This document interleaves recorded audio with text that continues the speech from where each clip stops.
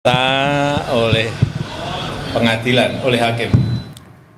Jokowi juga sempat menanggapi sentilan Ketua Umum PDI Perjuangan Megawati Soekarno Putri yang memintanya menunjukkan ijazahnya agar polemik seputar ijazah ini tidak berlarut-larut.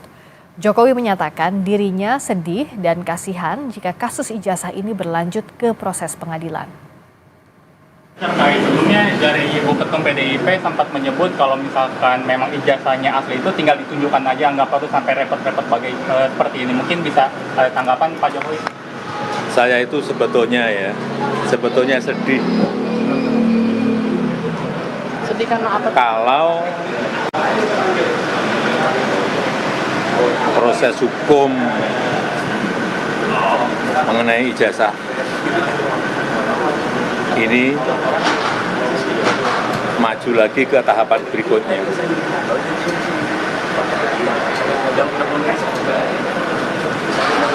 Saya kasihan, tapi ya ini kan sudah keterlaluan, jadi ya kita tunggu proses hukum selanjutnya. Ya, Apa saja hasil pemeriksaan Jokowi di Barreskrim Polri hari ini? Kita perbarui informasi terkininya bersama kuasa hukum Presiden ke-7 Joko Widodo, Rifai Kusumanegara. Selamat malam Mas Rifai. Selamat malam Mbak Berika.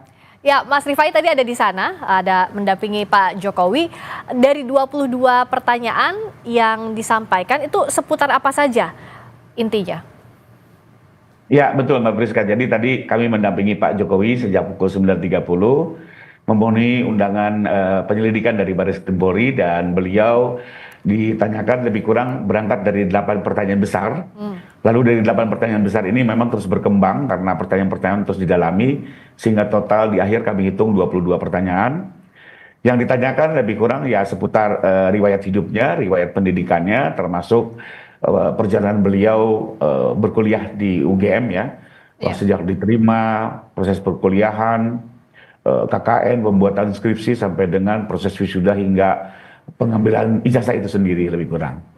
Tadi kita sama-sama melihat Pak Jokowi membawa map hitam, itu isinya apa Mas?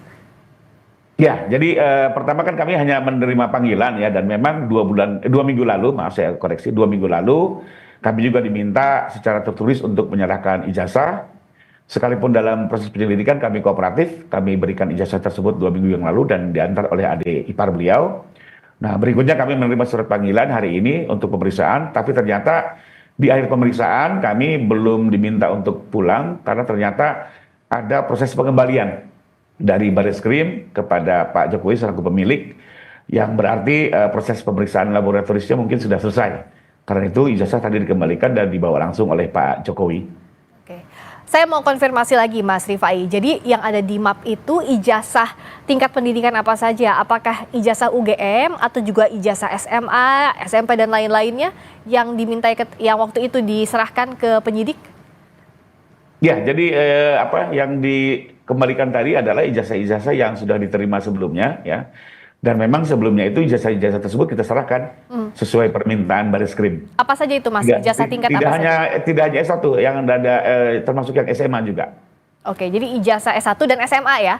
Betul, karena yang jadi polemik kan itu ya, yang jadi polemik. Nah, ini berbeda dengan waktu di Polda ya. Jadi kalau yang kemarin itu memang ada permintaan resmi dan ditahan. Tapi kalau di Polda ini perlu diluruskan juga, kemarin kami itu diminta cukup menunjukkan. Jadi waktu Polda itu tidak ada penerimaan atau penyitaan. Hanya untuk menunjukkan di SPKT. Karena untuk Polda Metro itu memang ada prosedur, setiap laporan maka bukti awalnya perlu ditunjukkan. Misalnya kalau kita juga mau melaporkan ada sengketa pertanahan, maka sertifikat di saat awal ditunjukkan. Nah, kemarin juga terkait dengan pelaporan pencemaran nama baik, diminta ijazah asli ditunjukkan, setelah itu langsung kami bawa kembali. Itu yang di Polda.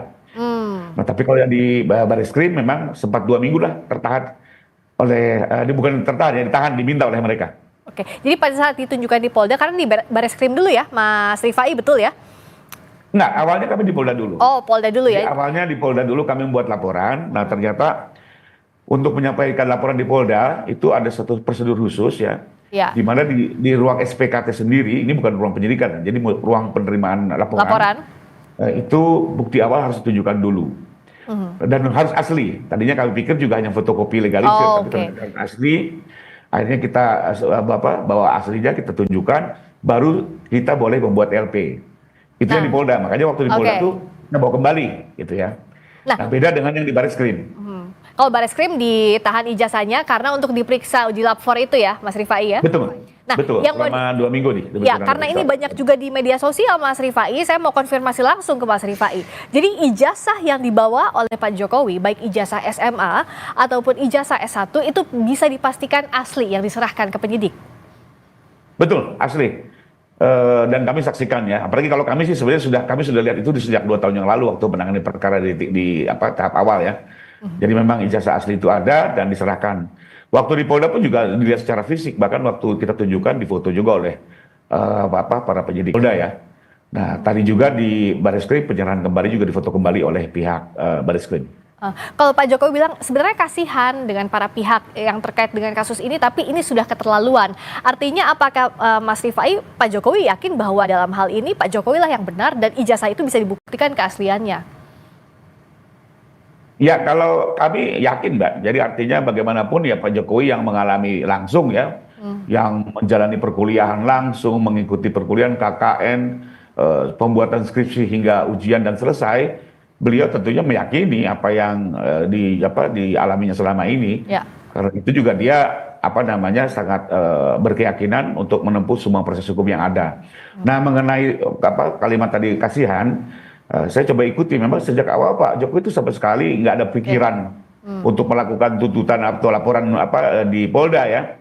Dan waktu itu pun juga kami kan diminta untuk 2 kali melakukan konferensi pers, mengingatkan semua pihak gitu ya, untuk menghentikan penyebaran hoaks gitu. Tapi terus berlangsung sehingga tadi mungkin kalimat beliau kan sudah tidak ada jalan lain lagi. Saya harus mengupayakan keadilan bagi martabat dan kehormatannya dengan melakukan upaya hukum di Polda Metro. Dan demikian. Proses hukum ini masih terus berlangsung. Kita lihat proses yang sedang saat ini dilakukan oleh penyidik. Terima kasih Mas Rifai Kusumanegara, kuasa hukum Joko Widodo. Ya, sama-sama Mbak Fuska. Sampai Indonesia Malam masih akan kembali dengan sorotan lainnya usai kumandang azan maghrib.